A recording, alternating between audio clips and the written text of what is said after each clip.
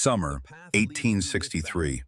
The Confederate Army of Northern Virginia is feeling invincible.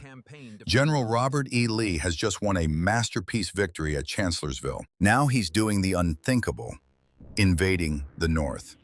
He marches his massive army into Pennsylvania, hoping to win a decisive victory on Union soil. A victory here could force an end to the Civil War, bringing the Union to the negotiating table.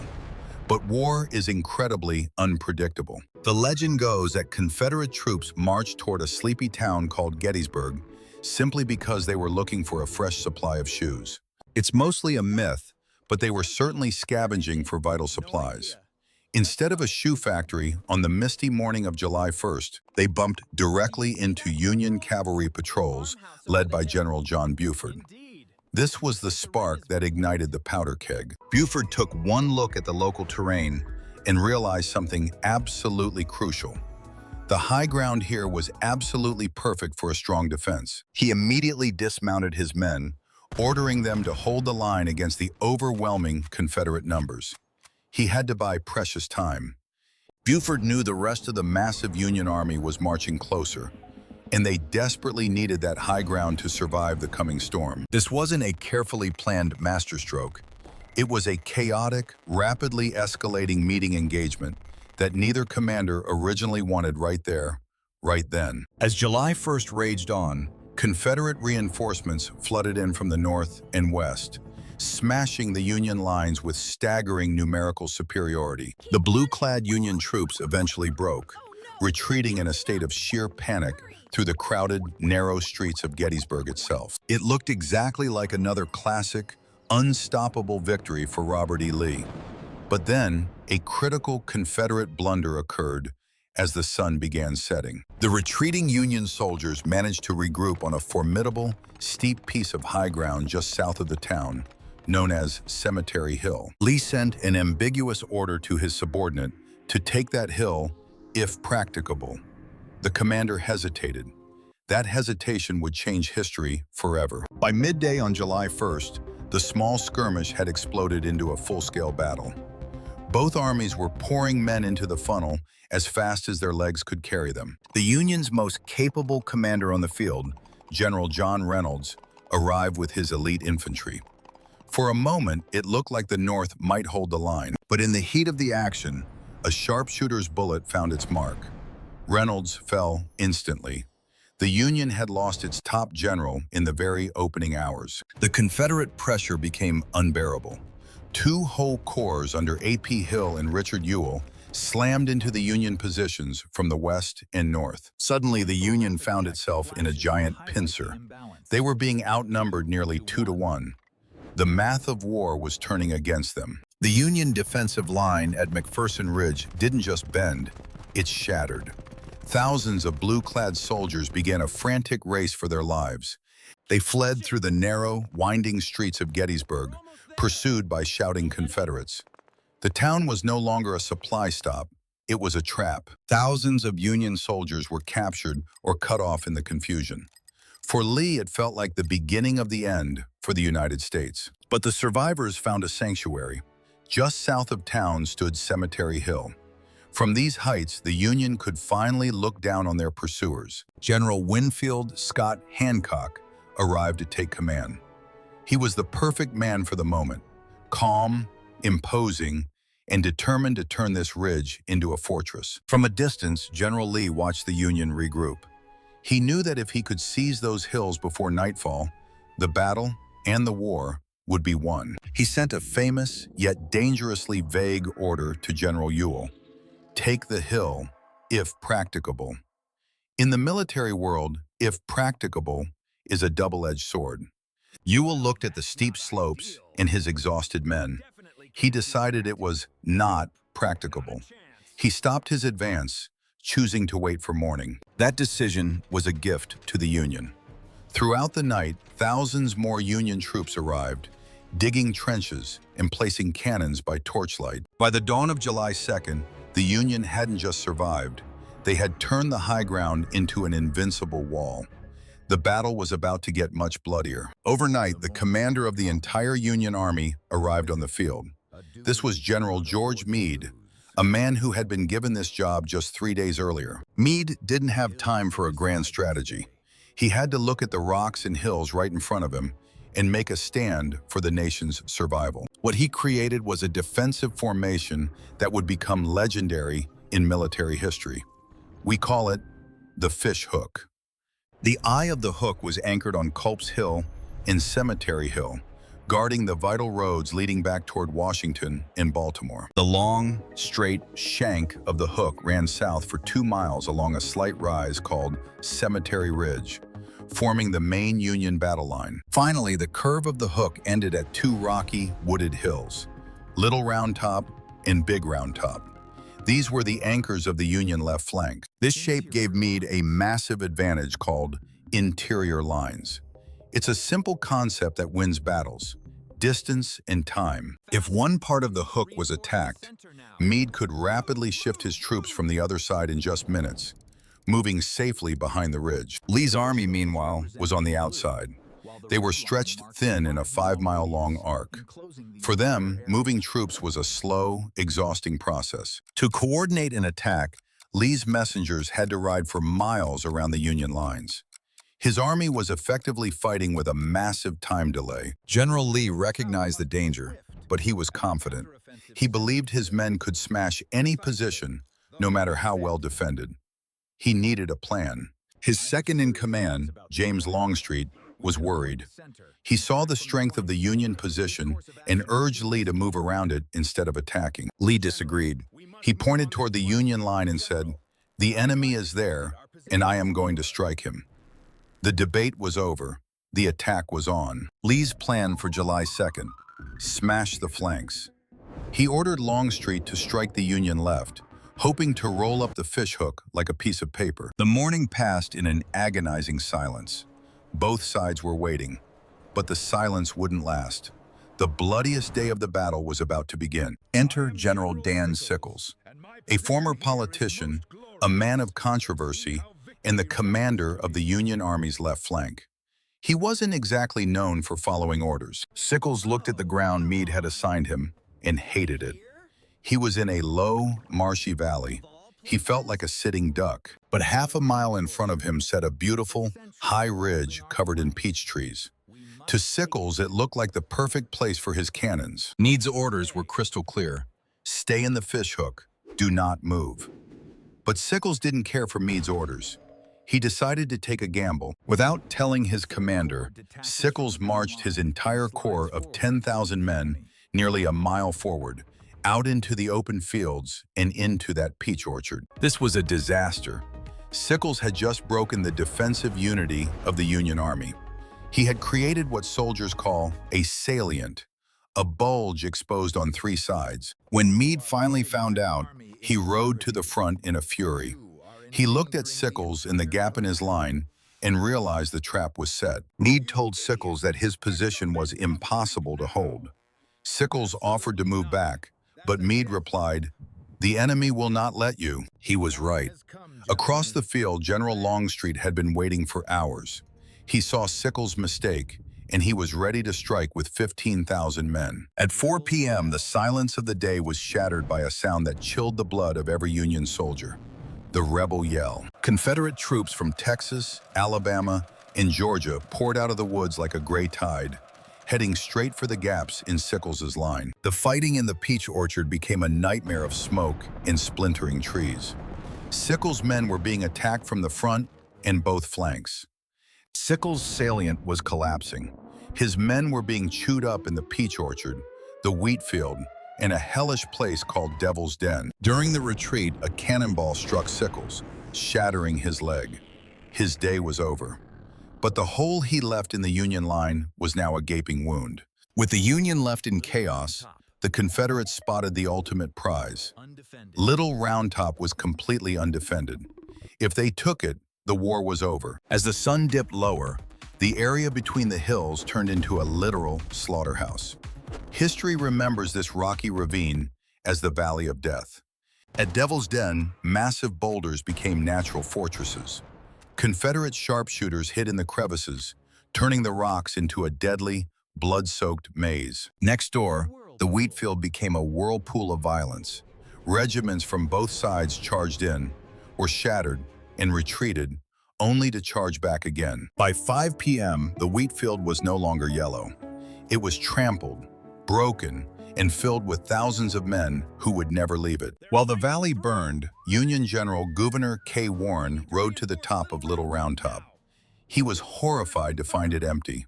No one was guarding the flank. Warren ordered a nearby cannon to fire a single shot into the woods below.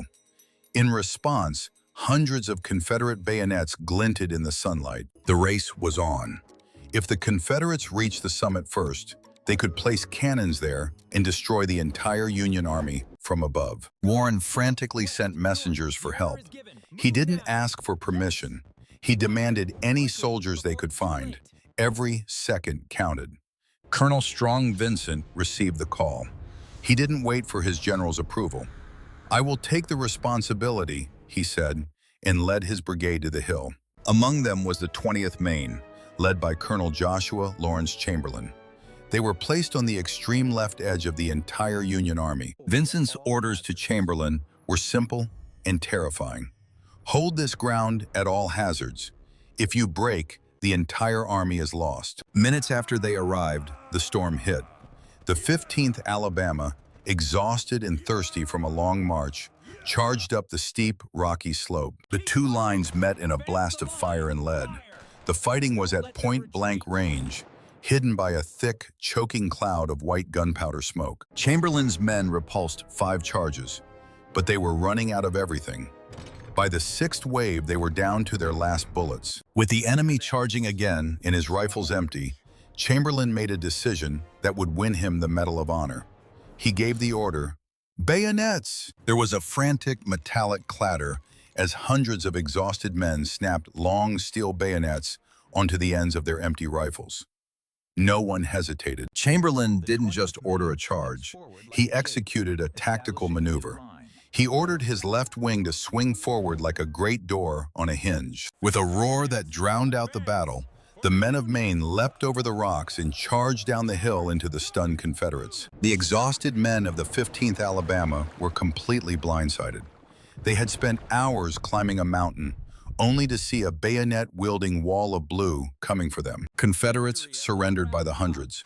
The Alabama regiment, once so close to victory, was shattered. The Union left flank was saved. By nightfall on July 2nd, the Union Fishhook was still intact. Lee's plan to break the flanks had failed in the peach orchard, the wheat field, and on the rocks. But the cost was staggering. July 2nd was one of the bloodiest days in American history, with nearly 20,000 men killed, wounded, or missing. Under the moonlight, thousands of soldiers lay in the fields. The night was a chorus of agony as both armies prepared for a final, deciding day. General Lee was frustrated. His plans had been thwarted by geography and hesitation, but he refused to believe the Union could hold out much longer. In a small farmhouse, General Meade held a council of war. His officers voted unanimously, stay and fight. They would not retreat. Lee deduced that because the Union had reinforced their flanks, the center of their line must be weak. He decided to strike right at the heart. Longstreet was horrified. He told Lee that 15,000 men could not take that position.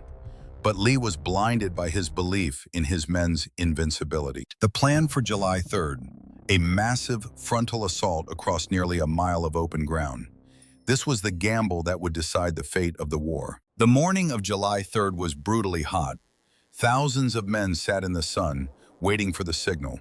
The silence was heavier than any cannon blast. The stage was set for the final act of Gettysburg.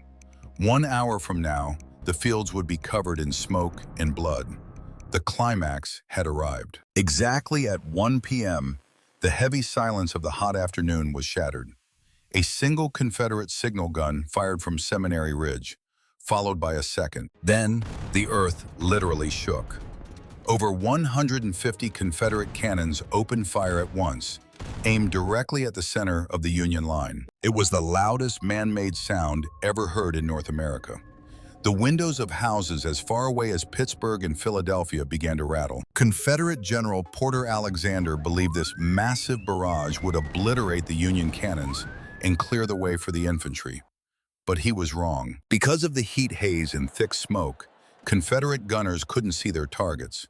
They began to overshoot, with shells flying right over the Union lines. Most of the Union infantry hunkered down safely behind a low stone wall.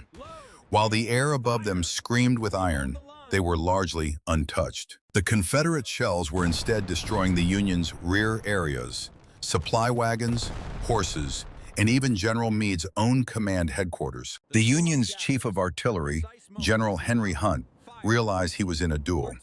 He didn't fire all his guns at once. He waited, calculated, and saved his ammo. Eventually, 80 Union cannons roared back. The entire valley between the ridges was swallowed by a choking, impenetrable wall of white gunpowder smoke. General Lee watched from Seminary Ridge. He could see the explosions, but couldn't see the results. He began to believe the Union Ridge was a graveyard. General Hunt knew the Confederate infantry would charge soon. He needed his long-range shells for the march, so he made a brilliant tactical decision. He ordered the Union guns to stop firing. One by one, the Blue Ridge went silent. It was a deceptive, deadly trap for the Confederates. General Longstreet saw the Union fire stop. He thought the bombardment had worked, but he didn't feel victorious. He felt an overwhelming sense of dread. General George Pickett, flamboyant and eager for glory, rode up to Longstreet and asked for the order. Longstreet couldn't even speak. He just nodded. The great bombardment was over. For a few minutes, the entire world went quiet. Then, the wood line on Seminary Ridge began to move. Out of the woods stepped 12,500 Confederate soldiers. This wasn't just a charge. It was an entire Army Corps in perfect parade formation. To the Union soldiers watching from the ridge, it was a terrifyingly beautiful sight. 3 divisions of infantry, their bayonets glistening under the hot July sun. General George Pickett, with his long, dark curls and flamboyant style, led his division toward the center of the Union line, seeking immortality. The Confederate line was nearly a mile wide. 2 massive ranks of men, marching shoulder to shoulder as if they were on a drill field. Watching from Seminary Ridge, General Longstreet was nearly in tears. He knew these men were marching into a meat grinder, but the order was given. The march began at a slow, steady pace. The soldiers had to cover nearly a mile of open, undulating farmland to reach the Union stone wall. They reached the Emmitsburg Road, where high wooden fences slowed their progress. They had to climb over, exposed and vulnerable, in plain view of the enemy. On Cemetery Ridge, the Union soldiers stood in silence. They watched the massive gray tide approaching, marveling at the discipline and the sheer bravery of their foes. General Meade and General Hunt stood together. Hunt was watching the distance, counting the yards. He was waiting for the perfect moment to unleash hell. The silence was eerie. No Union guns fired. Many Confederates began to hope that the artillery bombardment had truly destroyed the Union's ability to fight back. But inside the Union barrels, the long-range shells had been replaced with something much deadlier for infantry: canister shot. Thousands of iron balls, ready to fire. General Hunt finally lowered his hand. The command, "Fire!" echoed down the ridge. The Union trap was about to be sprung with devastating force. Suddenly, the Blue Ridge erupted in flame once again. The silence was replaced by the thunder of 80 cannons firing at point-blank range into the gray ranks. The first volley was catastrophic. Giant gaps were torn into the Confederate lines. Entire companies simply vanished in a cloud of dust and stylized particles. Yet, amazingly, the Confederates didn't break.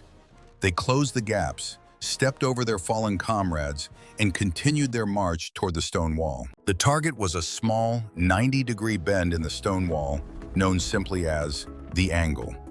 This was the exact spot where the fate of the American experiment would be decided. At 80 yards, the Union infantry rose as one.